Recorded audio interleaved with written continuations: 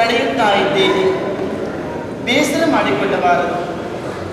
ಬೇಸರ ಏನಿಲ್ಲ, ತಡೆಯುವ ಯಾವುದೇ ಒಂದು ಉದ್ದೇಶ ಇಲ್ಲದೆ ನಿಮ್ಮ ಮಡವೆಯಾದವಳು ಯಾವ ಕಾರ್ಯವನ್ನು ಮಾಡುವ ಅಲ್ಲ ಎಂದು ತಮ್ಮ ಗಮನಕ್ಕೆ ಬಂದಂತ ವಿಚಾರ ತಾನೇ. ನೀವು ಇಲ್ಲಿವರೆಗೆ ಬರಬಾರದು ಆಗಿತ್ತು, ಬಂದು ಗೊತ್ತಿಲ್ಲ. ಹಾಗಾದ್ರೆ ಅನಿವಾರ್ಯತೆ ಏನು ಉಂಟು ಅಂತ ಆಯ್ತಲ್ಲ. ಏನು ಅನಿವಾರ್ಯವೂ ಜೊತೆಯಲ್ಲಿ ಅಗತ್ಯವೂ ಹೌದು ಪ್ರಭು. ಅಗತ್ಯ ಅಂದ್ರೆ ನಿಮಗಿರುವಂತಹ ಈ ಕೋಪವನ್ನು ನೀವು ಸ್ವಲ್ಪ ಕಡಿಮೆ ಮಾಡಿಕೊಂಡ್ರೆ ನನ್ನ ಮಾತು ಅರ್ಥವಾಗುತ್ತದೆ ಎಂದು ಭಾವಿಸಿದ್ದೇನೆ. ನನ್ನ ಪ್ರೀತಿಯ ಫಲತೆಯಾಗುವಂತಹದ್ದು ಮೇಲೆ ಖಂಡಿತ ನನಗೆ ಶಕ್ತಿ ಇಲ್ಲ. ಯಾರ ಮೇಲೆ ಈ ಉಕ್ಕು, ಈ ಆವೇಶ ಯಾರ ಮೇಲೆ ಗೊತ್ತಾ? ಸಿಟ್ಟು ಅವನ ಮೇಲಿರಬಹುದು, ಆದರೂ ಈಗ ಮಾತನಾಡ್ತಿರುವುದು ನಾನು ತಾನೇ. ಅದು ನನಗೆ ಗೊತ್ತಿಲ್ವಾ? ಹಾಗಾಗಿ ಸ್ವರ ಹೇಳಿತ್ತು ನೋಡು. ಸಿಟ್ಟಿಯ ಮೇಲೆ ಗಮನ ಬೇಡ ಅಂತ ಹೊರಟು ನಿಂತಿದ್ದೀರಿ ಯುದ್ಧಕ್ಕಾಗಿ. ಬಡಿಯುತ್ತೇನೆ, ಕೊಲ್ಲುತ್ತೇನೆ, ಇನ್ನವ ಬದುಕಬಾರದು ಎಂದು ಸುಗ್ರೀವನ ಬಗ್ಗೆ ನಿಮಗಷ್ಟು ಕೋಪಾವೇಶ. ನೀವಿಲ್ಲಿ ಆಲೋಚಿಸಬೇಕಾದಂತಹ ವಿಷಯವಿದೆ. ಅವನಿಗೆ ಒಂದು ಸಲ ನೀವು ಪೆಟ್ಟನ್ನು ಕೊಟ್ಟಿರಿ ಅಂತಾದರೆ ಮತ್ತೆ ಸುಧಾರಿಸಿಕೊಂಡು ಬರಬೇಕು ಅಂತಾದ್ರೆ ಅವನಿಗೆ 6 ತಿಂಗಳಾದರೂ ಬೇಕಾಗುತ್ತಿತ್ತು. ಹೌದು, ಇಷ್ಟು ಸಮಯ ಹಾಗೇ ನಡೆದದ್ದು ಪ್ರಸಂಗ. ಇವತ್ತು ಮಾತ್ರ ಆಗಲ್ಲ, ಕೆಲವೇ ಸಮಯದ ಹಿಂದೆ ನಿಮ್ಮಲ್ಲಿ ಹೊಡೆದಾಡಿದವರು. ಹೌದು, ಒಂದು ದಿನದೊಳಗೆ ಚೇತರಿಸಿಕೊಂಡು ಪುನಃ ಯುದ್ಧಕ್ಕಾಗಿ ಬರುತ್ತಿದ್ದಾನೆ, ಅಲ್ಲ ನಿಮ್ಮನ್ನು ಕರೆಯುತ್ತಾ ಇದ್ದಾನೆ ಎಂಬಲ್ಲಿ ಅನುಮಾನವಾಗುವುದಿಲ್ಲವೇ ಹೇಳಿ? ಸ್ವರದಲ್ಲಿ ಯಾವುದೋ ಬಗೆಯ ಉತ್ಸಾಹ ಇದೆ, ಬದಲಾವಣೆ. ಸ್ವರದಲ್ಲಿ ಯಾವುದೋ ನನ್ನ ಕೆಣಕುವಿಕೆ ಇದೆ, ಸ್ವರದಲ್ಲಿ ಯಾವುದೋ ಮಹತ್ವಿಗೆ ಎಂಬುದು ಅರ್ಥವಾಗ್ತಾ ಇದೆ. ಈಗ ನೀನು ಹೇಳಿದ ಮೇಲೆ ಇಷ್ಟು ಸಮಯದಲ್ಲಿ ಅವನ ಸ್ವರದಲ್ಲಿರುವಂತಹ ಭಾವ ಹೇಗಿತ್ತು? ಪ್ರಾಣ ಹೋದರೂ ಚಿಂತೆ ಇಲ್ಲ, ಅಣ್ಣನಲ್ಲಿ ಹೋರಾಡಿ ಹೆಂಡತಿಯನ್ನು ಬಿಡಿಸಿಕೊಂಡು ಹೋಗಬೇಕು ಎಂಬ ಭಾವನೆ ಇಷ್ಟು ಸಮಯ. ಇವತ್ತಿನ ಸ್ವರ ಹಾಗಲ್ಲ. ಆದ್ದರಿಂದಲೇ ಈಗ ನೀವು ಹೋಗುತ್ತಾ ಇರುವುದು ಸರಿಯಲ್ಲ, ನೀತಿಯಲ್ಲ ಎಂಬುದು ನನ್ನ ಮಾತು. ಹಾಗಾದ್ರೆ ನಾವು ಜೀವನದಲ್ಲಿ ಅನೀತಿಯ ವ್ಯವಹಾರ ನಡೆದೇ ಇಲ್ಲ, ಆ ನೀತಿ ಎಲ್ಲ ಗೊತ್ತಾಗುತ್ತವನ್ನು ಆಡುತ್ತಾ ಇದ್ದೀನಿ. ಆಗ ನನ್ನ ಜೀವನದಲ್ಲಿ ಯಾವ ತಪ್ಪು ಖಚಿಸಿದೆ ಅಂತ ಏನು ಸುಖಿನ ವ್ಯವಹಾರದಲ್ಲಿ ನಿನ್ನ ಅಂತರ್ಗ ಏನು? ನಿಮಗೆ ಆದ ತಮ್ಮನ ಜೊತೆಯಲ್ಲಿ ಮಗನ ಹಾಗಲ್ಲವೇ? ಬೇಡ, ಆ ಮಗನಿಗೆ ಯಾಕೆ ಹೊಡೆಯುವುದಕ್ಕೆ ತಮ್ಮ ಯಾವತ್ತು ಅಣ್ಣ ಯಾವತ್ತು ತಮ್ಮನಿಗೆ ತಂದೆಯ ಸ್ಥಾನದಲ್ಲಿಯೇ ಇರುವುದು. ನನಗೆ ಮಗ ಬೇರೆ ಇದ್ದಾನೆ ಅಂಗದ, ಅವನ ಹಾಗೆ ಈ ಸುಗ್ರೀವ. ತಡಿ, ಈ ಬರುವಾಗ ನಿನಗೆ ಯಾರು ಸಿಕ್ಕಿದ್ರು? ನನ್ನ ಕುಮಾರನಾದ ಅಂಗದ ಇರುತ್ತೆ. ಅವನು ಆ ವಿಷಯಗಳನ್ನೆಲ್ಲ ತಿಳಿಸಿದ್ದಾನೆ. ಈ ತೀರ್ಮಾನಕ್ಕಿದೆ. ಹೌದು, ನೀವು ಹೋಗುವುದಿದ್ರೆ ರಾತ್ರಿ ಬೇಡ, ನಾವೇ ನಾಳೆ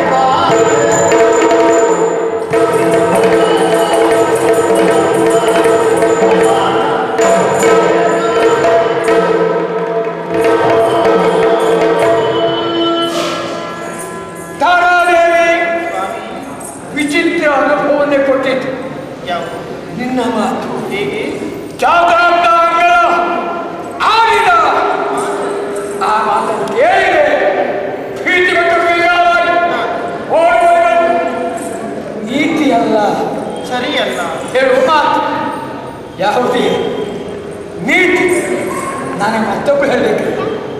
ಧರ್ಮ ಉಪದೇಶ ಮತ್ತೊಬ್ಬರು ನೀಡಬೇಕ. ನನ್ನ ಜೀವನದಲ್ಲಿ ಧರ್ಮದ ಎಲ್ಲ ಮೀರಿದೆ ಅಂತ ಹೇಳುವ ಧೈರ್ಯ ಈ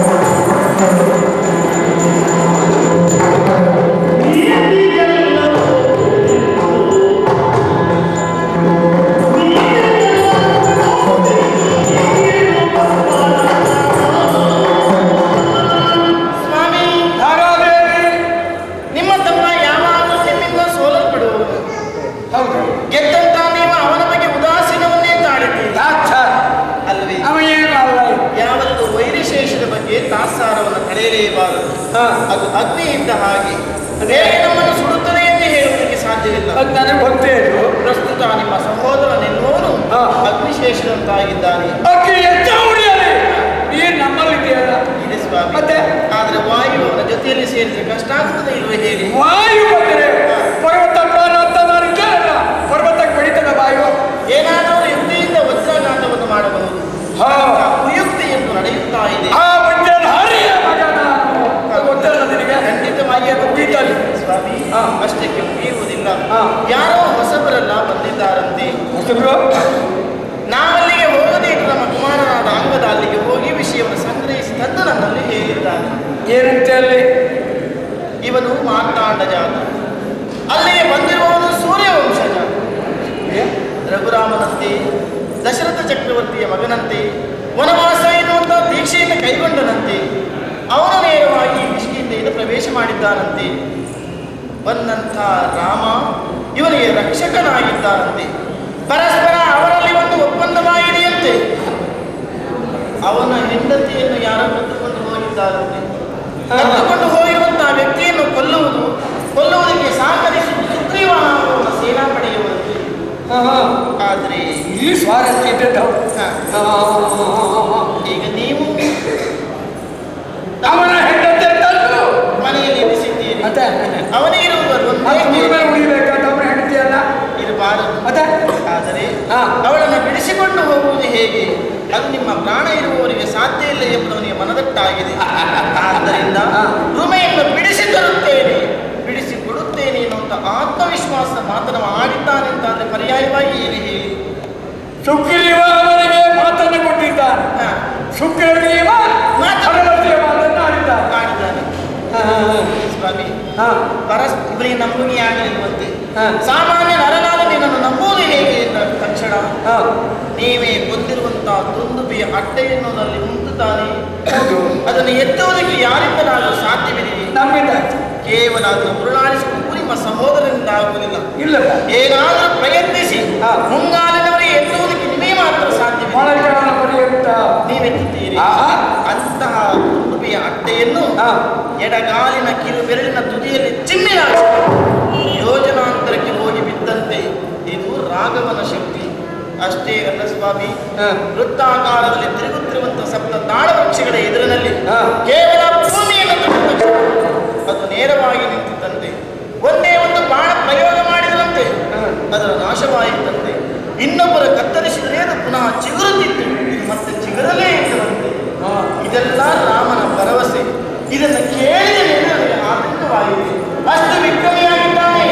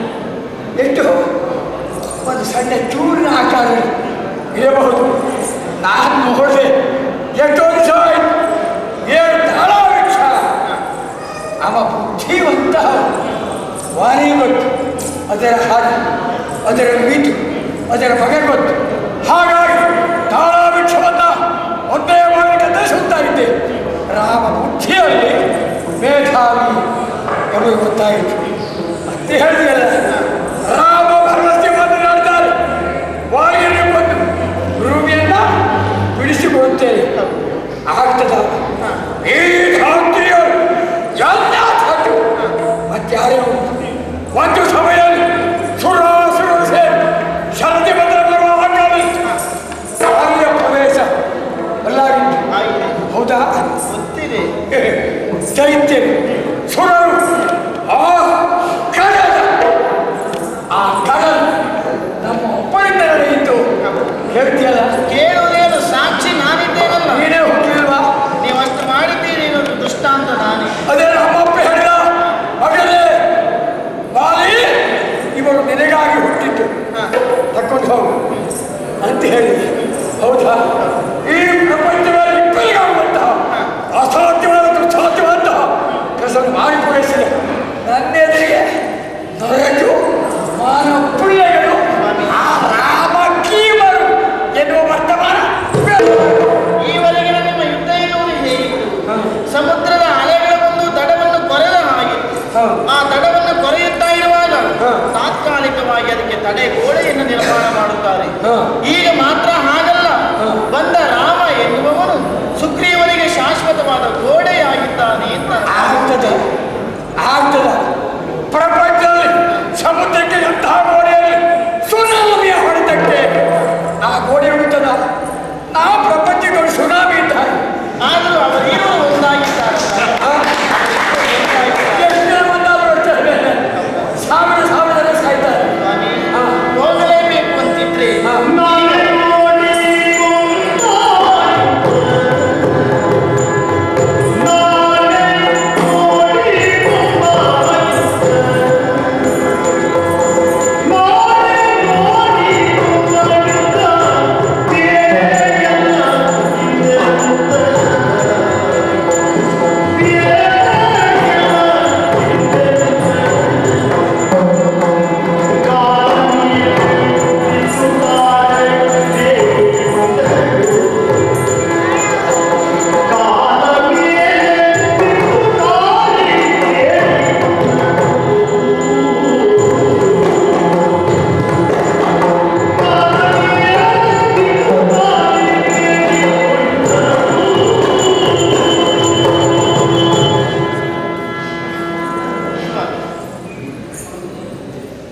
ಯಾವುದೇ ರೀತಿಯ ಮಾತುಗಳನ್ನಾಡಿದ್ರು ನಿಮ್ಮ ನಿಕ್ರಮದ ಕಥೆಯನ್ನು ನೀವು ಹೇಳುತ್ತಾ ಇದ್ದೀರಾ ಹೌದು ನನಗದೆಲ್ಲವೂ ಗೊತ್ತಿದೆ ನಿಮ್ಮನ್ನು ನಾನು ಅರ್ಥ ಮಾಡಿಕೊಂಡವಳು ನಾನು ನಿಮ್ಮನ್ನು ಅರ್ಥ ಮಾಡಿಕೊಂಡಷ್ಟು ಈ ನಾಡಿನಲ್ಲಿ ಯಾರೂ ತಿಳಿದುಕೊಂಡವರಿಲ್ಲ ಘಟನ ಕಥೆ ಹೆಂಡತಿಗಲ್ಲೇ ಮತ್ತಿನ ಯಾರಿಗೆ ತಿಳಿತದೆ ನಿಮ್ಮನ್ನು ಕಳೆದುಕೊಂಡಾಗ ಎಂತಹ ವ್ಯಥೆಯನ್ನು ಅನುಭವಿಸಬೇಕೆಂಬುದನ್ನು ನಾನು ಜೀವನದಲ್ಲಿ ಅರ್ಥ ಮಾಡಿಕೊಂಡವಳು ಪುನಃ ಅಂತಹ ಸಂಕಟವನ್ನು ಅನುಭವಿಸುವುದಕ್ಕೆ ನಾನು ಸಿದ್ಧನಾಗಿಲ್ಲ ಪ್ರಭು ಅದಕ್ಕಾಗಿ ನಿಮ್ಮಲ್ಲಿ ಕೈ ಮುಗಿದು ಯಾಚಿಸುತ್ತಾ ಇದ್ದೇನೆ ನನಗಾಗಿ ನಾನು ಈವರೆಗೆ ಬದುಕಿದವಳಲ್ಲ ನನ್ನ ಬದುಕೆನ್ನುವುದು ನನ್ನ ಮಗನಿಗಾಗಿಯೇ ಇತ್ತು ಅವನಿಗೆ ಶಾಶ್ವತವಾದ ನೆಲೆಯನ್ನು ತೋರಿಸಬೇಕಾಗಿತ್ತು ತಂದೆಯಾದ ನೀವು ಆ ಕರ್ತವ್ಯವನ್ನು ಮಾಡಲೇಬೇಕು ಅದಕ್ಕೆ ರಾತ್ರಿ ಸಮಯದ ಯುದ್ಧ ನಮಗೆ ಯಾಕೆ ಹೇಳಿ ನಾಳೆ ಹಗಲು ಹೇಗೂ ಹಾಗೆಯೇ ಆಗುತ್ತದೆ ಆ ಸಂದರ್ಭದಲ್ಲಿ ಅವನನ್ನು ನೋಡಿಕೊಳ್ಳಬಹುದು ಏನನ್ನು ಕೈ ಮುರಿದು ಈವರೆಗೆ ನಾನು ಕೇಳಿದವಳಲ್ಲ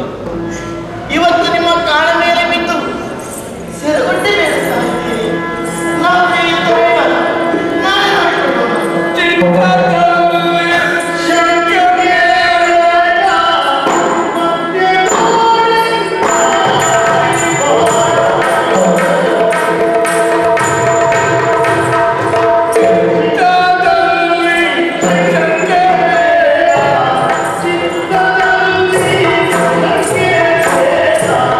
Thank you.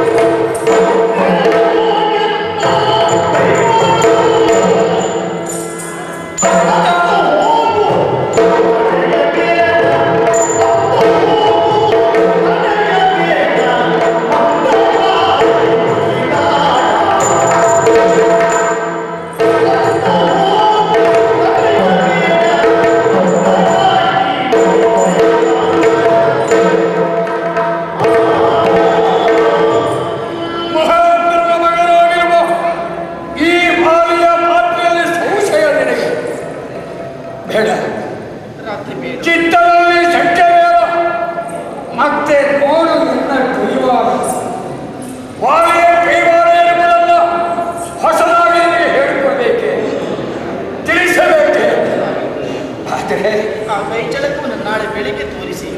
ನನ್ನ ಭಾಗ್ಯಲಕ್ಷ್ಮಿಯ ಅಂತರಂಗ ಯಾಕೆ ಬರುವಿತು ಕೊರಗಿತು ಎಂಬುದು ಅರ್ಥವಾಗ್ತದೆ. ರಘೋತ್ತಮ ಮರ್ಯಾದಾ ಪುರುಷೋತ್ತಮ ಶ್ರೀ ಸಾರ್ವಭೌಮ ಪದವೀಧರನಾಗಿ ಕಾಲ ಕಳೆಯಬೇಕಾದ ರಾಮನ ಪ್ರದೇಶ ಆಗಿದೆ. ಹಾಗಾಗಿ ತನ್ನ ಗಂಡ ಏನಾಗ್ತಾರೋ ಏನೋ ಆಗುವ ಸ್ಥಿತಿ ಬಂದರೆ ತಡೆಯುವುದಕ್ಕೆ ನಾನು ಯಾರು, ನೀನು ಯಾರು? ಪ್ರಪಂಚದಲ್ಲಿ ಯಾರು ಹೇಳು? ಆದರೆ ಮಾರಿ ಮುಂದೆ ಹೆಜ್ಜೆ ಇಟ್ಟಾದ್ರೆ ಮೃತ್ಯು ಮಾಡಿದನ್ನು ನುಗ್ಗುವುದಕ್ಕೆ ಬಂದು ತಗೋ ಎಂದು ಎದೆ ಕೊಡುವ ಮಾರಿ ಹಿಂದೆ ಮುಟ್ಟುತ್ತಾನೆ ಭಾವಿಸಿದೆಯಾ?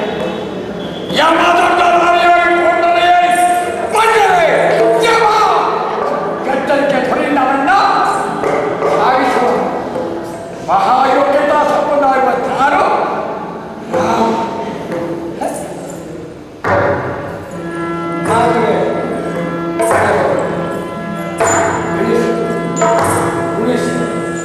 ನಿನ್ನ ಗಂಡನ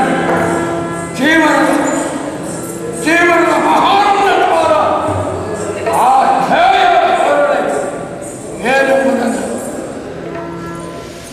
ಚೆನ್ನಾಗಿ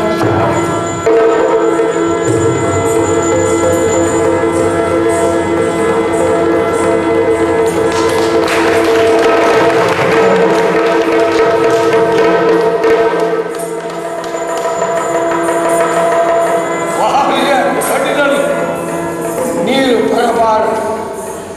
ಆದರೆ ನಮ್ಮ ಹೆಂಡತಿಯಾದ ತಾರಾದೇವಿಯ ಆ ಕಣ್ಣಿನ ಹಂಚಿನಲ್ಲಿ ಹರಿಯುತ್ತಿರುವ ಆ ಬಿಂದುವಿಗಾಗಿ ನನ್ನ ಕಣ್ಣು ತುಂಬಿತಲ್ಲ ನೀರಿನಿಂದ. ಹಾಗಾದರೆ ಮುಂದೆ ನಡೆಯುವಂತಹ ಘಟನೆ ಯಾವುದು ನಿರ್ಧಾರ ಮಾಡುವುದು ನನ್ನ ಉದ್ದೇಶ. ರಾಮ ರವಿಕುಲ ಶೋಭ ಸಾಹಸ ಪ್ರೇಮ ನೋಡೋಣ ಯಾರು.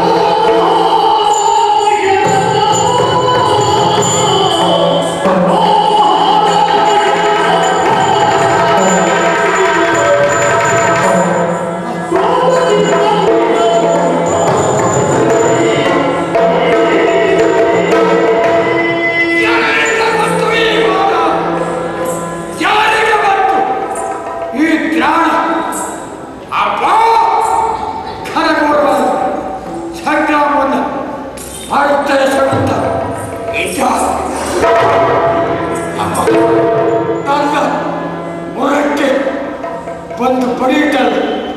ಈ ಬಾಣ ಮುಂದೆ ಹೋಗಿರುತ್ತೆ. ನನ್ನ ವಾಮ ಹಸ್ತದಲ್ಲಿ ಕೆಟ್ಟಿ ಹಿಡಿದು ನಿಲ್ಲಿಸಿದ್ದೇನೆ. ಅಂತ್ಯ ಮೇಲೆ ತಾರಾದೇವಿ ಆಡಿದ ಮಾತು ಸುಳ್ಳಲ್ಲ, ಖುಷಿಯಲ್ಲ. ಹೌದು, ಆ ಕಡೆಗೆ ರಕ್ಷಾಳಿಸಿಲ್ಲ.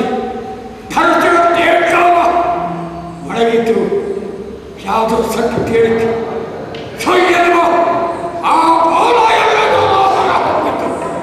ಅದೆಲ್ಲ ಸಾಕ್ಷಾರ ಮಾಡಿದ ಪ್ರಭಾವ ನನ್ನ ಅಂಗಕ್ಕೆ ಈ ಬಾಣವನ್ನು ತಾಡಿತು. ಹಾಗಾಗಿರೋದು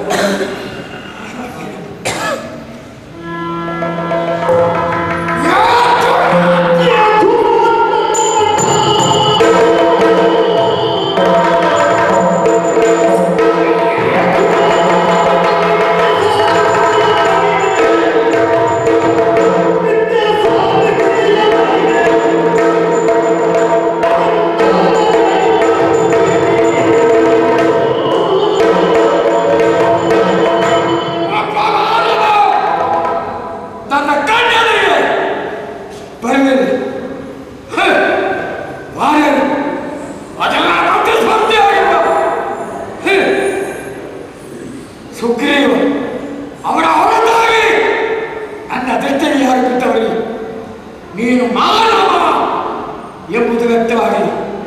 ಏ ದುರಾತ್ಮ ಹೇಳದಂತೆ ಕಟ್ಟಿದ್ರಲ್ಲಿ ಯಾಕೆ ಬರಲಿ? ನನ್ನ ಕಣ್ಣಿಗೆ ಕಾಣದೆ ಯಾವುದೋ ಮರೆಯಲಿತ್ತು, ಯಾರದೋ ಮರೆಯಲಿತ್ತು, ಯಾವುದೋ ಮರೆಯಲಿತ್ತು. ನನ್ನ ಮೇಲೆ ಪರಪ್ರಯೋಗ ಮಾಡಿರಲಿ. ಇದು ಒಳ್ಳೆಯವರು ಸಂಭಾವಿತ ಲಕ್ಷಣ ಅಲ್ಲ.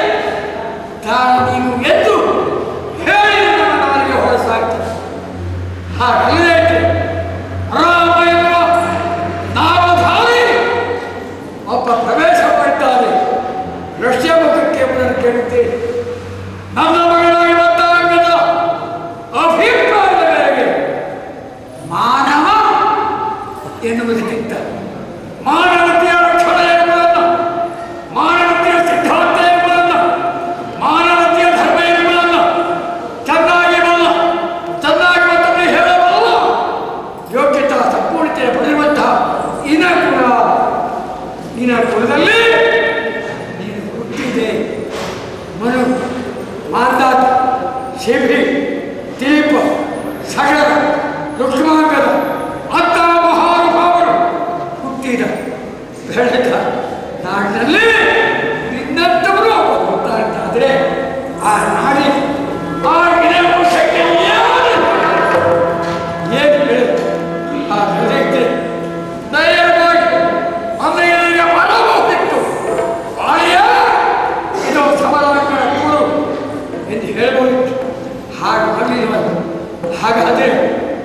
ಹಿರಿಯರ ಲಕ್ಷಣ ಇದೇನು ಇದೇನು?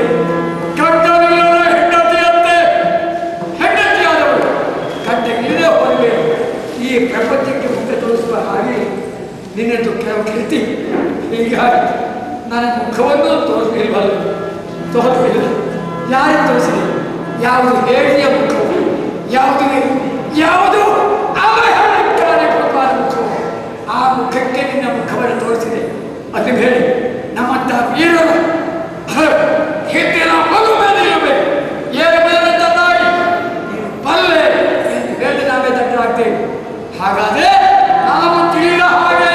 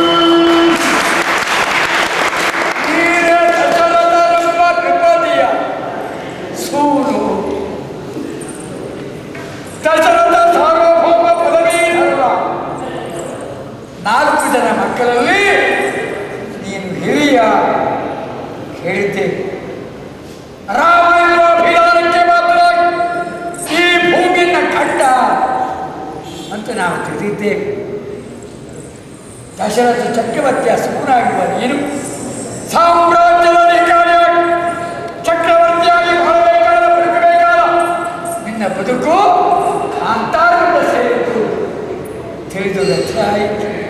ಆದರೆ ಕರ್ಮದ ಫಲ ಯಾರನ್ನು ಬಿಟ್ಟಿದೆ ಹೇಳು? ಆ ಕರ್ಮದಿಂದ ಕಾರಣಗಳಿಗೆ ಯಾವುದೋ ಬಂದಿತ್ತು. ಪತ್ನಿ ಸಮೇತರಾಗಿ ಲಕ್ಷ್ಮಣ ಸಮೇತರಾಗಿ ಬಂದ ನಿನಗೆ ಒಂದು ಹೆಂಡತಿಯಿಂದ ಕಾಪಾಡುವ, ಒಂದು ಹೆಂಡತಿಯಿಂದ ಕಾಪಾಡುವ ಯೋಗ್ಯತೆ ರಾಮನಾಗಿರುತ್ತ ನಿನಗೆ ಇಲ್ಲದೆ ಹೋಯ್ತಲ್ಲ. ಹಾಗಾಗಿ ಮಹಾಬಲಿಷ್ಠ ಮಹಾಬಲಶಾಲಿ ನಂಬಬಹುದೇ? ಆದರೆ ಹೆಣ್ಮಗಳು ನಿನ್ನ ಕುಲದಲ್ಲಿ ಹುಟ್ಟಿದ ಹಿರಿಯರ ಒಬ್ಬೊಬ್ಬರ ಚರಿತ್ರೆ ಕೇಳಿದಾಗ ಎದೆ ತುಂಬುತ್ತದೆ. ಸೂರ್ಯ ಮೂರ್ತಿ ಹುಟ್ಟಿರುವ ಒಬ್ಬೊಬ್ಬ ವ್ಯಕ್ತಿಗಳ ಸಂಬಂಧ ಕೇಳಿದಾಗ ಮನ ಉಲ್ಲಾಸ ಪಡುತ್ತದೆ. ಈ ವಾಲಿ ಕೇವಲ ಮಂಗ ಎಂದು ಭಾವಿಸಿದೆಯೇನು? ನಮ್ಮ ಮೂಲ ತತ್ವವನ್ನು ಚೆನ್ನಾಗಿ ಅರ್ಥ ಮಾಡಿಕೊಳ್ಳದೆ ಹೋದಲ್ಲ. ಯಾಕೆ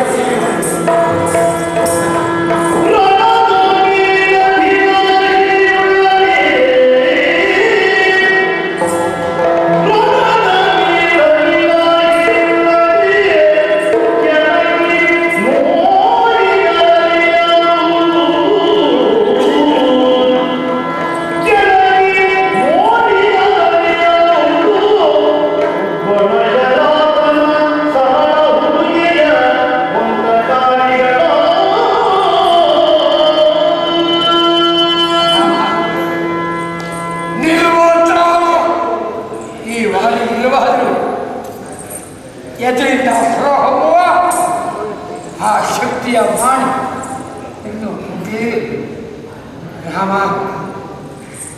ಬೇಕು ಸಹಾಯ ಸಹಕಾರ ಎಂದು ಭಾವಿಸಿ ಹೆಂಡತಿಯನ್ನ ಹುಡುಕುತ್ತಾ ಬಂದದ್ದು ಎಲ್ಲಿ ರಸ್ತೆ ಮುಖಕ್ಕ ಆ ಅವನಿಗೆ ಸಹಾಯಿಯೇ ಎಂತ ದಗ್ಧರಾಮನು ಎಂತ ಹೆಂಡನಾಗಿ ಹೋದೆ ಗತಿ ಇಲ್ಲದೆ ಗತಿಕನಾಗಿ ಅಣ್ಣನ ಎದುರಿಗೆ ಇಲ್ಲದೆ ಹೆಂಡತಿಯನ್ನ ಕಾಪಾಡಿಕೊಳ್ಳುವ ದರಿದ್ರಾವಸ್ಥೆಗೆ ಸೇರಿದ ಅಣ್ಣನ ಸರ್ವನಾಶಕ್ಕೆ ಕಾರಣ ಪುತ್ರನಾದ ಅಮ್ಮ ನಿನಗೆ ಸಹಾಯ ಎಂಥ ರಾಮರವಿ ಮುಂದೋರಣೆ ಇಂಥ ಯಾವ ವ್ಯಕ್ತಿಯು ಅಂಥವನ ಸ್ನೇಹ ಮಾಡಿದಾಗ ಅಗ್ನಿ ಸಾಕಿಗಾಗಿ ಸ್ನೇಹ ಮಾಡಿ ತೊಂದರೆ ಇಲ್ಲ. ಆದರೆ ಹೇಳಬೇಕು ನನ್ನಲ್ಲಿ ಹೇಳಬೇಕಾಗಿ ರಾವಣ ತಪ್ಪು ಮಾಡಿದ ಆ ಅಪರಾಧಕ್ಕೆ ಪ್ರಾರ್ಥಿಸಿರುವಾಗಿ ಕಿಷ್ಕಿಂದೆ ಅಧಿಕಾರಿ ಅಂತ ನೀನು ಏನು ಮಾಡ್ತೀಯ ರಾಮ? ಹೌದು, ಪಟ್ಟವರಿಂದ ಹೇಳುವಾಗ ಆ ಲಂಕೆಯ ವಿಮಾನ ಮೇಲೆ ಹಾರುತ್ತಾ ಬರುತ್ತಾ ಇತ್ತು ಒಂದು ಸಮಯದಲ್ಲಿ ಆ ಕಡೆ ಮುಖ್ಯವಾಗಿಲ್ಲ. ಯಾಕೆ? ನನ್ನ ಸ್ನೇಹಿತರಾಗಿದ್ದ ರಾವಣ ಒಂದೊಂದು ಸಮಯದಲ್ಲಿ ಉಲ್ಲಾಸವೇನಾಗಿ ಶೃಂಗಾರ ಭರಿತರಾಗಿ ಕಾಣಿಸುವ ವಿಮಾನಾರೂಢತೆ ಅವನು ಸದಾಕಾಲವೇ ಸುತ್ತಾ ಇದ್ದ ಮಕ್ಕಳಿಗೆ ಅಕ್ಷರ ಹೇಳ್ತೀವಿ ಈಗ ಅರ್ಥವಾಗ್ತಾ ಇದೆ. ಆದಷ್ಟು ನೀನು ಬಂದು ಹೇಳ್ಬೇಕು ಅಲ್ಲಿ ಒಂದು ಕೆಲಸ ಪೂರೈಸಿಕೊಂಡು ಕೇಳ್ಬೋದು. ಇದು ತಪ್ಪೇನು ಸರಿಯೇ ಪ್ರಶ್ನಿಸಬಹುದು. ನಾನು ಹೋಗಬೇಕು ಏನಂದ್ರೆ ಹಂಗೆ ಹೋಗಬೇಕಲ್ಲ ನನ್ನ ಕಡೆ ಅಲ್ಲಿ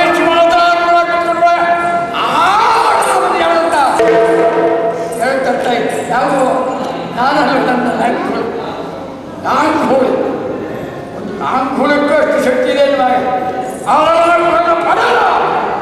ಈ ಇವನಿಗೆ ಎಷ್ಟು ಶಕ್ತಿ ಇಲ್ಲ. ರಾಮ ಹೌದು ಇದು ಬೇಡ ಅಂತಾಯಿತು. ನೀನು ಹೆಂಡತಿ ಕಳ್ಕೊಂಡೆ ಅವನಿಗೆ ಹೇಳ್ತೀನಿ ಒಳ್ಳೆಯ ಜೊತೆ ಕಪ್ಪು ದೇವರೇ ಕಾಲೇಜಾಗುತ್ತೆ